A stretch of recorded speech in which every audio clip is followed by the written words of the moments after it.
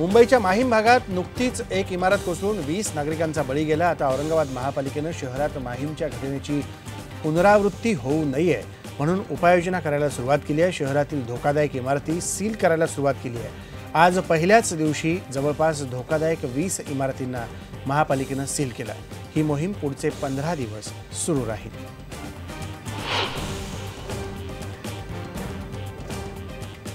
नाशिकमध्ये महापौरांच्या दौऱ्यासाठी अतिक्रमण हटवण्याचा फार्स करण्यात आला, तर बांधकामासाठी नाले बुजवण्यात आल्याची कबुली महापालिका आयुक्तांनी दिली आहे।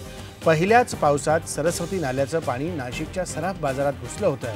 त्या पार्श्वभूमीवर नाशिकचे महापौर यतीन वाघ आणि आमदार वसंत गीते यांनी सराफ बाजाराची पाहणी केली।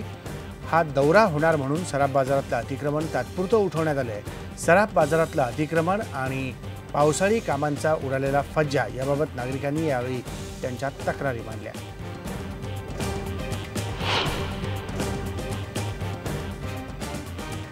राज्यातल्या दुष्काळाची अनेक कारणं दिली गेली, पण दुष्काळाला मंदिरही जबाबदार असल्याची इंदापूरमधील गावकऱ्यांची भावना आहे।